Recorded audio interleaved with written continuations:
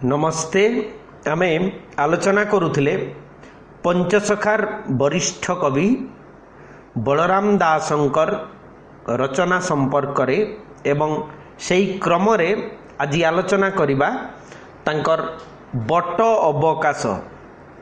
एई but अवकाश एक क्षुद्र पुस्तिका, ताहा प्राची समिति द्वारा संपादित होईछि। कवि पुस्तिकाटी रे जगन्नाथंकर अशेष महिमा और अलौकिकता वर्णना करिसंती। अलौकिकी शक्ति बलरे से किपरि गोटिए राति रे लंका जाई फेरी आसीछंती ताहा एही ग्रंथ रे वर्णित होईछि।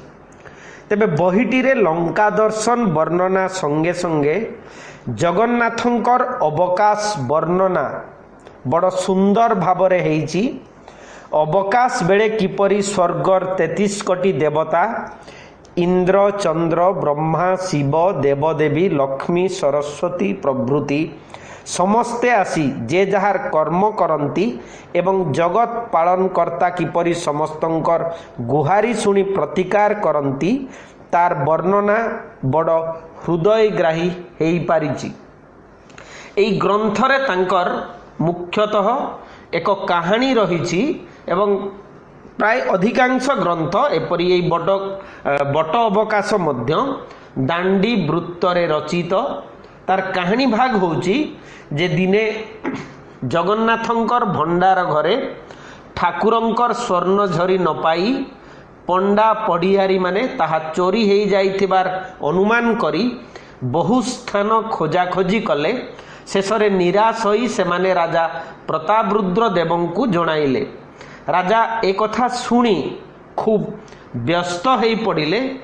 तेबे बलराम दास यह शुणी निज मठरू जगन्नाथंकर स्वर्ण झरीटी आनी पाड़िया पंडांकु देले।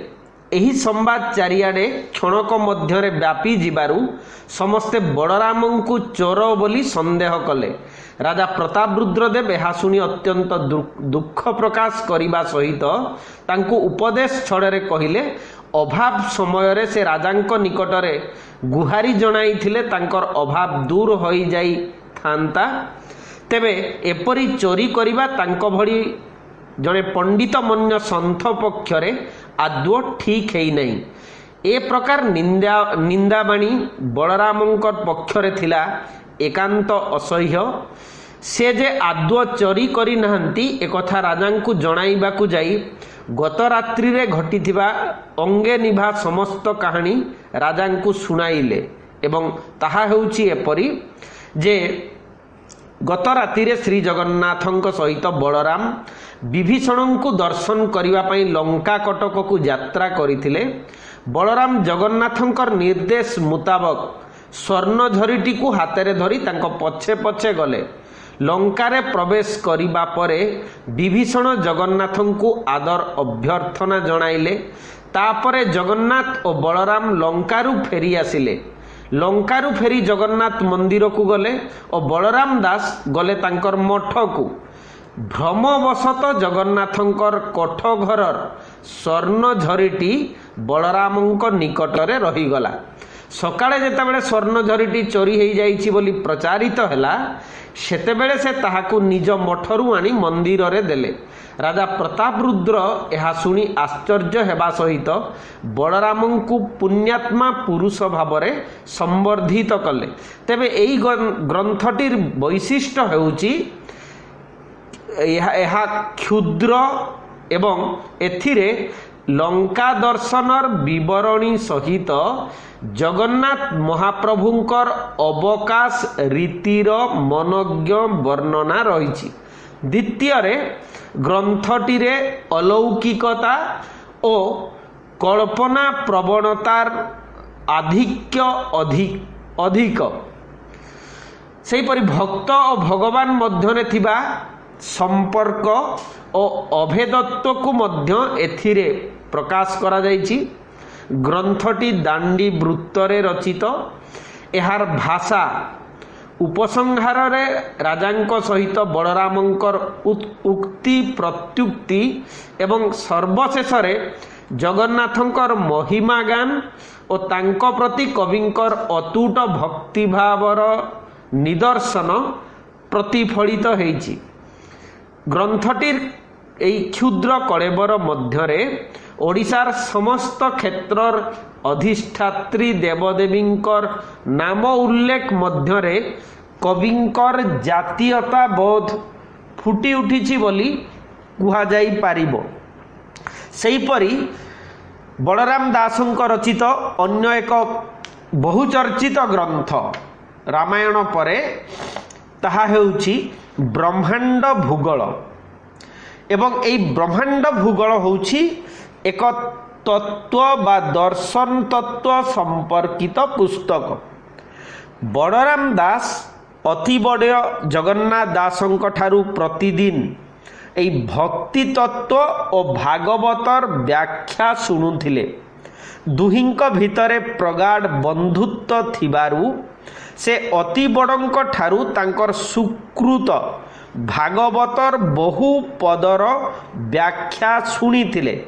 पुणी से निजे साधक और विद्वान थिबारु जगन्नाथ दासंक भागवतर मर्म बुझिबारे कष्टबोध करि नथिले। जेउ टीका बलराम दास करिछंती ताहा अति बड़ंक भागवतरे विस्तृत भावरे नाही। बलराम भागवत पदमानंकर टीका को ब्रह्मांड भूगोल बोली नामकरण करिथिबारु भागवत चरित को ब्रह्मांड सहित एक बोली भाबी विभिन्न तत्वर विचार करिछंती। जोगर विभिन्न विषय सहित भागवतर विभिन्न तत्वर अर्थ सामंजस्य रक्षा करी गुज्जरी रागरे रचना करा जाइछि। भगवान जगन्नाथ बा श्रीकृष्ण और अर्जुन संवाद रे एही ग्रंथटी लिखित हेइछि। श्रीमद् भगवत गीतार सारतत्व गुड़िकु कृष्ण अर्जुन संवाद रे व्यासदेव व्यक्त करिसंती। कवि सही रीति अनुसरण करिसंती। 84टी छोट छोट अध्याय रे ग्रंथटी समाप्त होइछि। प्रत्येक छांदर शेषरे कवि निज नाम रे भणिता करिसंती। अधिकांश अध्यायर आरंभ रे जगन्नाथ दासंक भागवतरु पद उद्धार करी अर्जुन कृष्ण को एहार अर्थ बुझाइबा पई प्रार्थना करुछंती एवं कृष्ण उत्तर देउछंती। गुज्जरी बा नखरी बा भागवत वृत्तरे ग्रंथटी लिखित। ब्रह्मांड भूगोलर विषय पूर्वे अर्जुन को कृष्ण कहिथिबा कवि व्यक्त करिसंती एवं सही विषय लेखिबाकू तांकू दिव्य ज्ञान देवा निमंते जगन्नाथ भक्तवत्सल गोपीनाथंकू प्रार्थना करिसंती। कविंकर शब्द होउछि एई रकमर तेणु शरण बलराम दिय हे प्रभु दिव्य ज्ञान ब्रह्मांड भूगोले आपण पार्थे कहिले जेउ ज्ञान ताहा मु करिबि लिखन एही मोहर मनस्काम पूरण कर चक्रधर प्रणाम शत सहस्रबार। अर्जुन कृष्ण को केमंते से मुक्ति लाभ करिवे ताहा तांको कहिबा पई प्रार्थना करिसंती। कृष्णंक वक्तव्य ही ब्रह्मांड भूगोल ताहा ही भागवत धर्मर अर्थ। श्रीकृष्ण गोविंद गोपाल कह हे ब्रह्मांड भूगोल ए भागवत धर्म अर्थ दया कर हे गोपीनाथ। कृष्ण भागवत फेई कहिबा आरंभ करी भागवत रहस्य वर्णना कले। सृष्टिर आद्यरु संसार चंद्र दिवाकर दिवस रजनी भुवन मेदिनी पवन शून्य रे तारागण ଦେବାସୁର ନର ସଂସାର ପ୍ରଚାର ଜଳସ୍ଥଳା ନୀଳ ଗଗନ ମଣ୍ଡଳ ବରୁଣ କୁବେର ତେଜ ନୀର ବ୍ରହ୍ମା ବିଷ୍ଣୁ ଶିବ ବେଦର ସ୍ୱଭାବ ଏସବୁ କିଛି ନଥିଲା। ଭଗବାନଙ୍କ ରୂପ ଥିଲା ଶୂନ୍ୟ। ଏହିପରି କୋଟି କଳ୍ପ ଗଲା। ନିଜେ ବ୍ରହ୍ମରୂପ ହୋଇ ବ୍ରହ୍ମାଣ୍ଡକୁ ନିଜ ଗର୍ଭରେ ରଖିଲେ। ଏହାପରେ ଭଗବାନଙ୍କର ଚିତ୍ତରେ ଦୟା ହେଲା। ସୃଷ୍ଟି କରିବା ପାଇଁ ତାଙ୍କର ବାଞ୍ଛା ହେଲା ଏବଂ ତାଙ୍କ ଅଙ୍ଗରୁ ବିନ୍ଦୁ ଉଛୁଳିଲା। ସେ ବିନ୍ଦୁ ତ୍ରୟଭାଗ ହେଲା ଏବଂ ତ୍ରିବୀଜ ରସ ବୋଲାଇଲା। ଏହି ତ୍ରୟ ବୀଜରୁ ତ୍ରୟ ଦେବ ଯଥା ବ୍ରହ୍ମା ବିଷ୍ଣୁ ମହେଶ୍ୱର ଜାତ ହେଲେ। ଏହି ତ୍ରିମୂର୍ତ୍ତିଙ୍କ ଠାରୁ ରାମ ନାମର ଉତ୍ପତ୍ତି ହେଲା ଏବଂ ନାମରୁ ଭାଗବତ ହେଲା। ଏହି କାରଣରୁ ଭାଗବତ ଦ୍ୱିଗୁଣ ବୋଲାଇଲା। ଏହି ଭାଗବତ କିପରି ଏକାଦଶ ହେଲା ତାହା କହିବା ପାଇଁ ଅର୍ଜୁନ ପ୍ରଶ୍ନ କରିବାରୁ କୃଷ୍ଣ କହିଲେ, ମାତା ପିତାଙ୍କର ରଜବୀର୍ଯ୍ୟ ମିଶ୍ରିତ ହେବାରୁ ମହାତେଜ ଜାତ ହେଲା। ଏହି ମହାତେଜ ରଜବୀର୍ଯ୍ୟକୁ ଦୁଇ ଭାଗ କଲା। ଏପରି ଭାଗବତ ହେଲା। ରଜବୀର୍ଯ୍ୟରୁ ଏକାଦଶ ଇନ୍ଦ୍ରିୟଙ୍କ ଜନ୍ମ। ଭାଗବତ 1 ଏବଂ ସ୍କନ୍ଧ ଏକାଦଶ ଏହା ହିଁ ଅର୍ଥ କରି ଭାଗବତ ହିଁ ବ୍ରହ୍ମ ଏବଂ ଏହି ଏକାଦଶ ଓ ବ୍ରହ୍ମ ଅଭେଦ ଥିବା ଶ୍ରୀକୃଷ୍ଣ କହିଛନ୍ତି। ବେଦ ଗୀତା ସ୍ମୃତି ଶାସ୍ତ୍ରର ଅର୍ଥ ପ୍ରସଙ୍ଗରେ କୃଷ୍ଣ କହୁଛନ୍ତି ଯେ ମହାଶୂନ୍ୟ ପ୍ରଣବ ବା ଓଂ ଏକାକ୍ଷର ହେଲା। ଏହି ଏକାକ୍ଷର ବା ଓଙ୍କାରରୁ ନାମ, ନାମରୁ ବେଦ ଓ ଶାସ୍ତ୍ରାଦି ଜାତ ହେଲା। ଶାସ୍ତ୍ର ହିଁ ଦେହ। ନାମ ଦେହରେ ବସେ। ରାତ୍ର ଦିବସ ନାମକୁ ଦେହ ଭଜୁଥାଏ, ତିଳେ ହେଲେ ଛାଡ଼େ ନାହିଁ। ଭାଗବତର ଷଡ଼ସମ୍ବାଦର ଅର୍ଥ କରି କୃଷ୍ଣ କହୁଛନ୍ତି, ଶୂନ୍ୟରୁ ବିନ୍ଦୁ ଖସି ଷଡ଼ ପ୍ରକାରେ ହେଲା। ଏ ବିନ୍ଦୁ ମାତା ରଜରେ ମିଶ୍ରିତ ହେବାରୁ ଭାଗବତ ହେଲା। ଭାବରୁ ଯାହା ଶେଷମ୍ଭୂତ ଏଣୁଟି ନାମ ଭାଗବତ।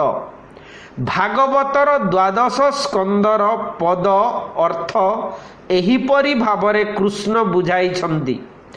ପ୍ରଥମ ସ୍କନ୍ଧ ତାଳୁ, ଦ୍ୱିତୀୟ ଲଲାଟ, ତୃତୀୟ କର୍ଣ୍ଣ, ଚତୁର୍ଥ ଚକ୍ଷୁ, ପଞ୍ଚମ ନାସା, ଷଷ୍ଠ ମୁଖ, ସପ୍ତମ କଣ୍ଠ, ଅଷ୍ଟମ ହୃଦ, ନବମ ନାଭି, ଦଶମ ପଞ୍ଚପ୍ରାଣ, ଏକାଦଶ ଇନ୍ଦ୍ରିୟ, ଦ୍ୱାଦଶ ବାୟୁସୂତ୍ର। ଏହାପରେ ଭାଗବତର ପ୍ରଥମ ଶ୍ଲୋକର ଅର୍ଥ ଏହିପରି କରିଛନ୍ତି। ନିଗମ କଳ୍ପତରୋର୍ଗଳିତଂ ଫଳଂ ସୁକ ମୁଖାଦ ମୃତ ଦ୍ରବ ସଂଯୁତଂ ପିବତ ଭାଗବତଂ ରସମାଳୟଂ ମୁହୁରୋହ ରସିକା ଭୁବି ଭାବୁକା। ଅର୍ଥାତ୍ ମହାଶୂନ୍ୟ ହିଁ ନିଗମ। ବେଦ ଏହାକୁ ନଗମି ପାରିବାରୁ ଏହା ନିଗମ ହେଲା। ନିରାକାର ହିଁ ରୂପ ହୋଇ କଳ୍ପବୃକ୍ଷ ହେଲେ। ଏହି କଳ୍ପବୃକ୍ଷରୁ ରସବିନ୍ଦୁ ଗଳିଲା। ଏହି ବୀଜରୁ ଫଳ ଫଳିଲା। ଶିଶୁଧାରା ହିଁ ଯାହା ସୁଷୁମ୍ନା ଶୁକ ବିନ୍ଦୁ ଏହି ବାଟେ କ୍ଷରି ବୀଜ ସହିତ ଯୁକ୍ତ ହୋଇ ମାତା ରଜରେ ସଂଯୁକ୍ତ ହେଲା। ଏ ବୀଜ ରଜକୁ ପିଇବାରୁ ଭାଗବତ ହେଲା। ଭାବରେ ଭାବ ମିଶିବାରୁ ଦେହ ପାଇଲା। ଭାବ ହିଁ ନାମ ରସ। एहाकु साधु सुज्ञ जन माने सदा पान करी भव सागररु पारी हुओ। निगम कल्पतरु अर्थ फेडी कह हे जगन्नाथ। निगम बोली जेके मंत किंपा ताहार नाही अंत। निगम बोली जहा कही महाशून्यटी सेअटई। वेद जहिकी नग मिला तेणु निगम नाम हेला। अष्टम अध्याय रे जगन्नाथ दासंकर भागवतरु प्रथम पद उद्धार करी अर्जुन प्रश्न करुछंती नमई नृसिंह चरण अनादि परम कारण। एवं अष्टम नवम दशम अध्याय रे यार अर्थ दिया जाइछि। अनादि रूप भगवानंक ठारु सृष्ट भिन्न नुहे। अनादि राधांकु मध्य कुहा जाए। रा अक्षर रे जुगल विदार रहिछि। रा रे म विहार करुछि। नमई नृसिंह चरणर एक एक अक्षरर अर्थ न निराकार रूप म महासूक्ष्म रूप दीर्घई ईश्वर न अर्धमात्रा सी रु सुषुम्ना जात ह रु जगत क्षरुछि च रु चराचर हेला र शरीर रे रहिला अण महाशून्य। एही महाशून्य रे शरीर पुणी लीन हेबो। अनादि परम कारणर अर्थ अनादि अर्थात अर्धमात्रा बा प्रकृति भाव। प्रलय रे परमर म रही जीव को बारण करुछंती।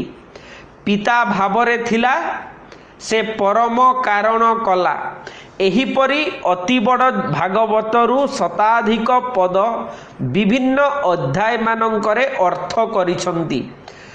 आमे एठी जो केतोटी भागवतर पद आलोचना करिबा सेगुड़िक होउची लीला विधृत कलेबर देव मानवे अगोचर करुणा कटाक्ष प्रकाशे भकत जन दुख नाशे शेहरी चरणे प्रकाश।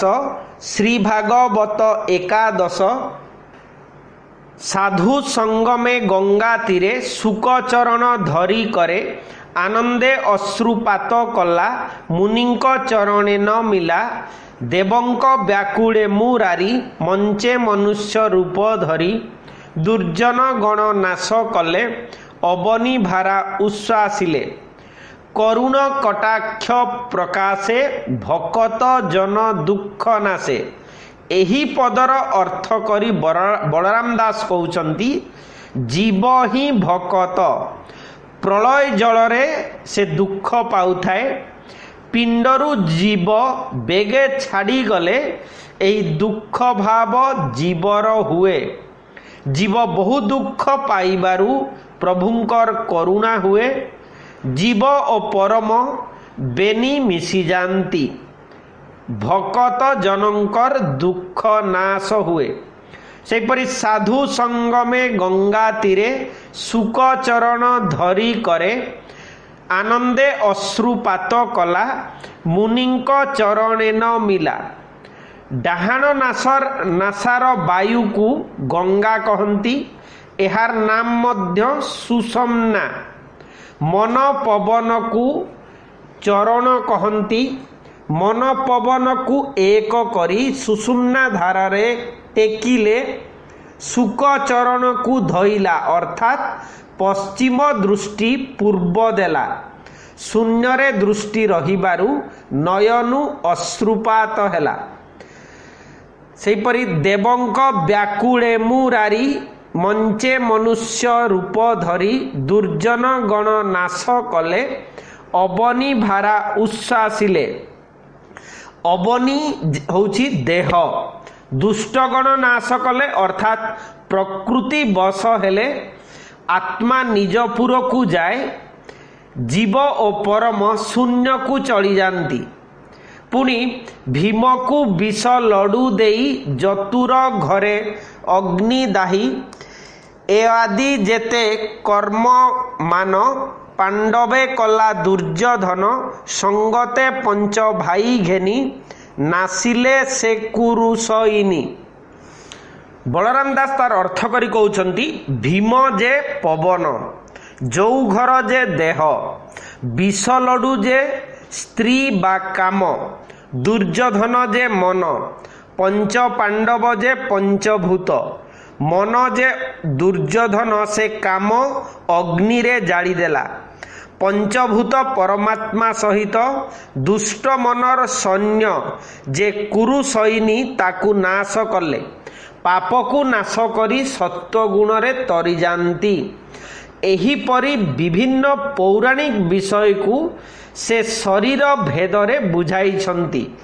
टीकारे पांडित्य और साधनार अभिज्ञता थिबा सहजरे जना पड़े।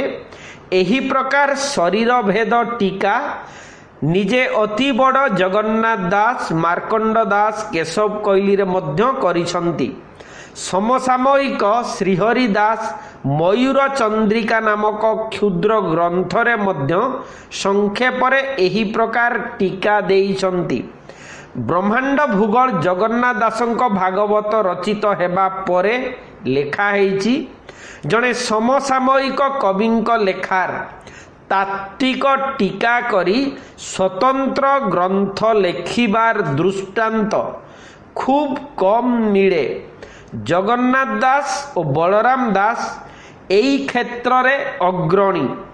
ब्रह्मांड भूगोलर भाषा सरल और सहजबद्ध तात्विक व्याख्या होइथिले मध्य कवि तात्पर्य को यथासाध्य सरल करिसंती। नकलकार माने जो माने तालपत्र रु कागज को आनिसंती, ग्रंथ लेखारे बहु पाठांतर सृष्टि करिथिबारु केतेक स्थान रे खूब अबद्ध जना पड़े। तत्व विश्लेषण दिगरु देखिले ब्रह्मांड भूगोल एक शास्त्र ग्रंथ रूपे उच्च स्थान अधिकार करिवो। एथिरे कवित्व प्रतिभा विशेष भावरे प्रकाश पाई नहीं। एई सहज साधन तत्व ग्रंथटी परवर्ती समय रे बहु कवि और साधकों को उत्साहित करिछि। ओडिया साहित्य भंडार रे सिद्ध साधकों शरीर भेद संपर्कीय ग्रंथर संख्या न्यून नुहे। ओडिशार धार्मिक जीवन रे एहार स्थान मध्य अति उच्च। पंचसखा साहित्य भंडार रे ए प्रकार ग्रंथ मानकर प्रभाव यथेष्ट परिलक्षित हुए। तांकर अन्य एक क्षुद्र रचना होउची बेढ़ा परिक्रमा एवं एई ग्रंथ रे जगन्नाथ मंदिरर चतुष्पार्श्वरे और भितरे थिबा समस्त देवदेवी और महाप्रभुंकर नित्य कर्म सबु एई क्षुद्र पुस्तिकाटी रे वर्णित हेइची। अन्य एक तांकर रचना होउची सप्तांग जोगसार टीका। मल्लिका शिष्य भावरे गुरु गरेखंकु जोग संबंध रे अनेक प्रश्न पचारुछंती एवं गरेख उत्तर छलरे सप्तांग जोगर गूढ़ तत्व को सरल करी बुझाई देइछंती। सप्तांग जोगर तत्व एही बहिटी रे बुझाई दिया जाइछि। भाव समुद्र भक्त कवि संत बलराम दासंकर भाव समुद्र भक्त मानकर गोटिए अमूल्य ग्रंथ। भक्त शिरोमणि बलराम दासंकर लांछित अपमानित हृदय कंदरु जो करुण सतेज भाव मंदाकिनीर धारा प्रवाहित हेइछि ताहा समग्र भक्त समाज को प्लावित करिछि। परम भक्त नहेले परम साधक नहेले भाव समुद्रर परिस्फुरित भावराशि हृदय रे जागरूक हेबा असंभव। बलराम दासंकर ग्रंथ मानक मध्य रे भाव समुद्र अति उत्कृष्ट गोटिए ग्रंथ। भक्त जेतेबेले प्रभुंकु निजर करिनिए सेतेबेले निजकु प्रभुंक संगे एकात्म करि दिए। सेतेबेले से आउ प्रभुंकु निज ठारू उच्च बोली भावी पारे नहीं। सेतेबेले से प्रभुंक पाखरे अली करे, कली करे, तिरस्कार करे एवं एथिरे परमानंद उपभोग करे। भक्त वत्सल परमेश्वर मध्य एथिरे प्रीत हुअन्ति और भक्तर मनोवांछा पूर्ण करन्ति। भक्त प्रवर बलराम प्रतापरुद्र देवंक द्वारा अपमानित हेइथिले। अंतर्जामी जगन्नाथ भक्तर अपमान को मोचन करिथिले और अपमान मोचन रो विषय ही भाव समुद्र रे प्रकाश पाइछि। भक्त हृदयर आवेग एही क्षुद्र ग्रंथर प्रति छत्र रे फुटी उठिछि। अपमानित लांछित भक्तर निज प्रभु ठारे कि अभिमान माने करुण अभिमान पूर्ण प्रार्थना ताहा एई भाव समुद्र रे ही प्रतिफलित होइछि। तेबे तार कथाणीटीए पूर्वरु मध्य कहि दिया होइछि जे एई भक्ति रसात्मक ग्रंथ 748 पदरे रचित। भक्त बलराम दास अपमानित होइछन्ति एवं तार मोचन करिछन्ति जगन्नाथ। कहानी होउछि जे थरे रथयात्रा समय रे जगन्नाथंकर नंदीघोष रथ ऊपर को बलराम जीवाकू इच्छा करते राजांकर सेवक माने तांकू हाबड़ा मारी तड़ी देइछन्ति। अपमानित होई बलराम अभिमान रे समुद्र कूल को जाई सेठारे बाली रे 3 गोटी रथ निर्माण करिछन्ति। एई रथरे प्रभु निजे विजे करिबारु से प्रार्थना करिछन्ति। एहारी मध्यरे से ठाकुरंकु दसी मणिछन्ति, तांकु मध्य धिक्कार करिछन्ति। तेबे एहा मध्यरे आमे देखुचे जड़े एकनिष्ठ भक्त हृदयर भावावेग एही अपमानर प्रतिशोध नेबा पई और राजांक गर्व चूर्ण करिबा पई से जगन्नाथंकु तांक रथ न चलिबा पई अनुरोध करिछन्ति। भक्तर भगवानंक उपरे तो अचल भक्ति, तेणु तांकर गभीर विश्वास हेइछि जे जगन्नाथ कदापि तांकु छाड़ी रथरे विजय करिवे नाही। भक्तर भगवान प्रभु तांक डाक शुणिछन्ति। बड़ दांडरे आउ रथ चक गड़ी नहीं। उपस्थित हजार हजार भक्त मंडली राजादेश पाई निज निजर समस्त शक्ति खटाई नंदीघोष रथ को टाणीछन्ति। एई टणा अटरा हेइछि भक्ति और शक्ति मध्यरे। शेषरे भक्तिर ही विजय घटिछि। नंदीघोष रथ पादे मध्य आगकू जाई पारि नहीं। शेषरे राजांकर गर्व चूर्ण होइछि। राजा पाट डरे बंधा होई दांतरे तीरण धरी बलरामंक निकटरे क्षमा प्रार्थी हेइछन्ति। परदिन नंदीघोष रथ गड़िछि। हुलहुली शंख भेरी नादरे बड़दाण्ड दुलुकिछि। धन्य होइछन्ति भक्त शिरोमणि बलराम दास। आउ महिमा प्रकटित होइछि प्रभु जगन्नाथंकर। एई ग्रंथटीर वैशिष्ट्य हेउछि एई ग्रंथटीरे भक्त भावनार अतल दिगंत विस्तारी भावनार ही जेपरी समुद्र। ग्रंथटीरे कविंकर हृदयर निर्मल भक्ति भावर परिप्रकाश घटिछि। एथिरे कविंक प्रति हेइथिबा अत्याचार और अपमानित जीवनर व्यथित चित्र अंकित। अन्य पक्षरे कविंकर जगन्नाथंक प्रति थिबा अचल भक्ति और निश्चल निष्ठार परिचय मिलिछि।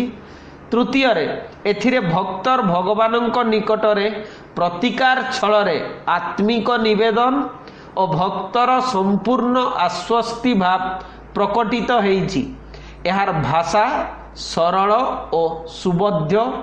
कवि हृदय रसर निरलस अभिव्यक्ति रे कमनीय रूपश्री धारण करिछि एई भाव समुद्र। तार दृष्टांत हिसाब रे जदि देखिबा केतोटी पद होउछि एही रकमर। हरिह तते आश्रय करी क्षेत्रे रहिली तते आश्रय करी फल पाइली हरि तू विश्वास घातकता कलु हरिह नृपति हाथे बंधाइलु मते बड़िया दास न जाई परते हरिह तते आंट करी धरिण थिली एते दिने एबे शास्ति पाइली हरि तू एडे कर्म किंपा कलु दशम थिले बारे न सहिलु भक्त अभिमान रे प्रभु को जो तिरस्कार करे तार की दृढ़ता व्यंजक तार दृष्टांत मध्य एथिरे रहिछि जेपरि हरिह समवंशे राजा जे दुर्योधन ताहार स्वामी न भुंजिलु अन्न नाथ तू विदुर घर को जाऊ केउ लाजे से भुंजु महाबाहु हरिह तोहर जाति अटई एमंत बलराम दास नहे तेमंत हरिह इंद्र जाल माया करू कि मते ए माया कले कि डरई तते नाथ मु ततहु निर्भय जान मते देखाइन लडू जे टाण हरिह तो माया को न डरई मुहि दास बलिया तो बोले न थाई हरिह पंडु पुअंकर जागकु गलु भृत्य होई सभा तले रहिलु नाथ तू अनंत जे पढ़िहारी हस्तरे बेत जोड़ा तुम्बे धरी हरिह तते कहिले कि मदुख जीव बड़ी दास तो मुख न चाहिब भाव समुद्र रे जे बट अवकाश परे भाव समुद्र ग्रंथ बट अवकाश परे रचना हेइछि ताहा एई केतोटी धाड़ीरु मध्य स्पष्ट हेइ जाए हरिह गरुड़ पिठीरे विजे लंका को संगे थाई गर्व कली मन को नाथ मु खसी पड़िली सिंधुर हरि जे आस बइले सधीर तह बइले न बुड़े पथर दास बड़िया को रख एठार तेणु आमे भाव समुद्र और बट अवकाश ग्रंथ संपर्क बेढ़ा परिक्रमा संपर्क सप्तांग जोगसार टीका ग्रंथ संपर्क ब्रह्मांड भूगोल संपर्क आलोचना कले परवर्ती समय तांकर अन्य रचना और रामायण संपर्क आलोचना हेबो कमेंट रे जहाँ चाहिए लिखिपारे। नमस्ते, धन्यवाद।